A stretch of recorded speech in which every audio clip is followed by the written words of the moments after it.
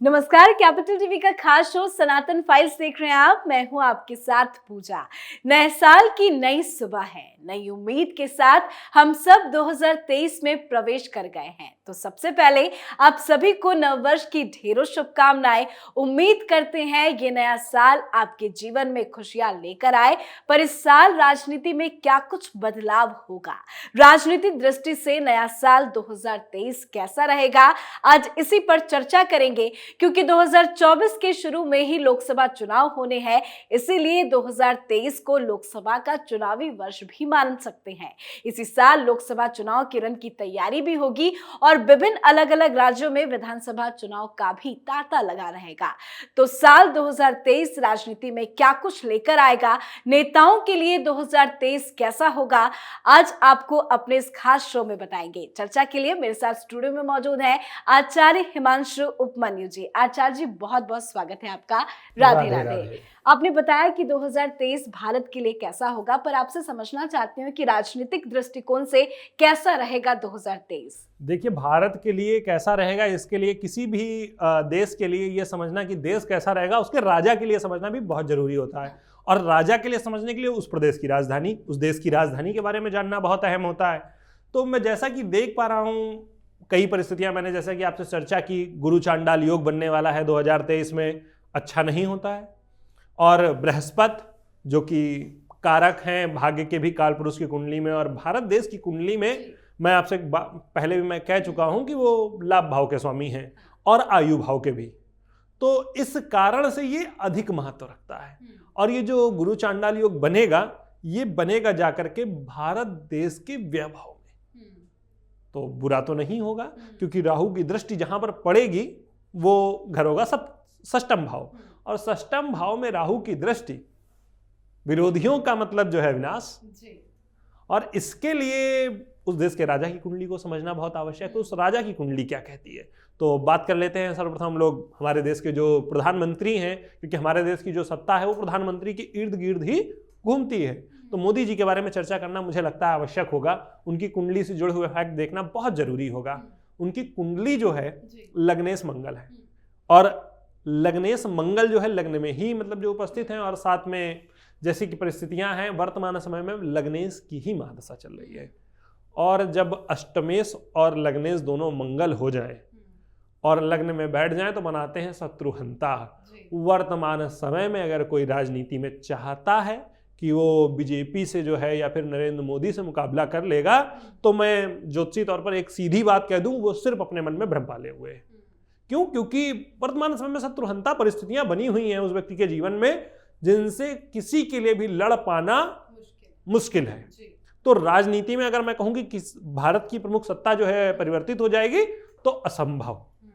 आप सत्ता नहीं परिवर्तित कर सकते हैं और 2024 में भी नहीं कर सकते हैं। क्यों? क्योंकि ये भी लंबे समय के लिए है। फिर उसके बाद में आ जाते हैं कि मतलब कैसा बीतेगा इनका समय, क्योंकि जैसा जैसा इनका समय बीतेगा वैसा वैसा देश का समय बीतेगा। तो फरवरी और मार्च का महीना मुझे थोड़ा सा समस्या में फंसता हुआ दिखता है। उसका कारण मैं आपको बता दूं, क्योंकि हम लोग राजनीति पर चर्चा कर रहे हैं। मैं पहले भी आपसे हिमाचल, अगर आपको याद होगा, हिमाचल चुनाव के विषय में जब मैंने आपसे बात की थी, तो मैंने कहा था फरवरी और मार्च में इस देश की सत्ता में काफी परिवर्तन होंगे। तो मैं जैसा कि देख पा रहा हूं, फरवरी और मार्च का जो महीना होगा, कई राज्यों को अपनी सरकार बचाने के लिए काफी जद्दोजहद करनी होगी। मार्च और फरवरी के महीने में सत्ता बचाने के लिए जद्दोजहद करनी होगी। वही समय होगा जब प्रधानमंत्री जी थोड़ा सा मतलब परेशान होंगे। हो सकता है कई जगह सत्ता को लेकर थोड़ी सी खींचतान अधिक हो जाए, तो उसको लेकर थोड़ी सी समस्याएं मुझे दिख रही हैं। और जो एक सत्ता मतलब जो है हमारे बड़े प्रदेश की मैं बात करूं तो उत्तर प्रदेश है, योगी जी हैं। योगी जी हैं। तो योगी जी से भी मुकाबला थोड़ा सा कठिन लगता है मुझे। क्यों? क्योंकि शनि उनका जो है अंतर में चल रहा है, किसके? केतु के।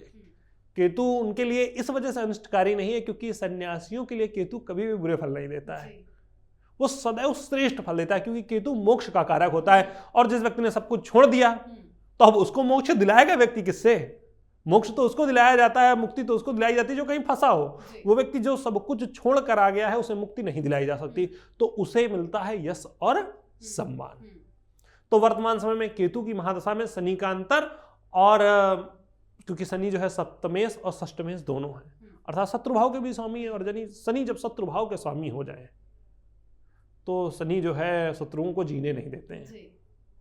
जहां के भी स्वामी हो जाए वहां के लिए कुछ ना कुछ चीजें जो है वो ऐसी करते हैं कि आपके अंदर कोई जो है अनर्गल चीज खड़ी नहीं होने दें, विरोधी कुछ भी कर लें वो टिकने नहीं देंगे। जैसे कि मान लीजिए आयु भाव के स्वामी हो जाए, व्यक्ति को मरने कभी नहीं देते हैं आसानी से, मतलब आयु थोड़ी सी लंबी कर देते हैं लेकिन हाँ समस्याएं आयु के साथ दे देते हैं, कुछ ना कुछ समस्याएं उस व्यक्ति के साथ आयु के साथ जुड़ती जाती हैं। तो इनके शत्रु तो बढ़ते जाएंगे लेकिन शत्रु बिगाड़ कुछ नहीं पाएंगे, ऐसे व्यक्तियों के साथ यही होता है। तो उनकी भी चीजें ठीक है। और मुझे जो राजनीति से जुड़ा हुआ उनका आगे का समय दिखता है 2024 के चुनाव की आपने चर्चा की कि 2024 का चुनाव आने वाला है। मैं अगर एक बात कहूं तो गलत नहीं होगा कि 2024 के चुनाव में योगी जी और बड़ा और सशक्त चेहरा बनकर सामने आएंगे। उसका कारण क्या है, जब ये पहली बार मुख्यमंत्री बने तो बुध की दशा का उसमें जो है बहुत बड़ा हाथ था। केतु में बुध आएगा और जब बुध आएगा तो एक बार मुख्यमंत्री बनाकर गया है, दूसरी बार इन्हें सत्ता में और बेहतर परिस्थिति में लेकर ही जाएगा। तो मुझे इसमें बहुत दो राय नहीं दिखती। जी, 2023 में बहुत सारे राज्यों में चुनाव भी होने हैं, अलग अलग राज्यों का इम्पैक्ट क्या कुछ पड़ने वाला है राजनीतिक दृष्टिकोण से, कैसा रहेगा 2023? जी हाँ, न्याय की प्रक्रिया से देश गुजरेगा। आप पाएंगे तो हाई कोर्ट या सुप्रीम कोर्ट में मतलब जो है काफी सारे विवादास्पद परिस्थितियां खड़ी होंगी राजनीति को लेकर, अप्रैल से लेकर के, जिसमें से विशेषकर अप्रैल से लेकर अक्टूबर तक का समय कई मतलब जो है राज्यों में सत्ता परिवर्तन या फिर सत्ता मतलब जो है ऐसी परिस्थिति में कसम में फंसेगी कि वहां से निकलना मुश्किल होगा सत्ताओं के लिए। जो वर्तमान समय में सत्ताधीश हैं उनके लिए अधिक मुसीबत का काम होगा वो वहां निकल पाना। उसका कारण क्या है, राहु पर शनि की दृष्टि होगी और राहु पर एक तो करेला ऊपर से नीम चढ़ा, एक तो राहु ऊपर से शनि की दृष्टि, और वो भी कहां, काल पुरुष की कुंडली के मुख्य भाव में। और जो मैं कहूं तो गलत नहीं होगा कि भारत की जो कुंडली, हमारे देश की जो कुंडली है उसके द्वादश भाव में दृष्टि होगी और द्वादश भाव में बृहस्पति और राहु का जो योग बनेगा वो निश्चित ही काफी सारे लोगों के लिए समस्या का कारण बनने वाला है। मुझे इसमें बहुत दो राय नहीं दिखती है।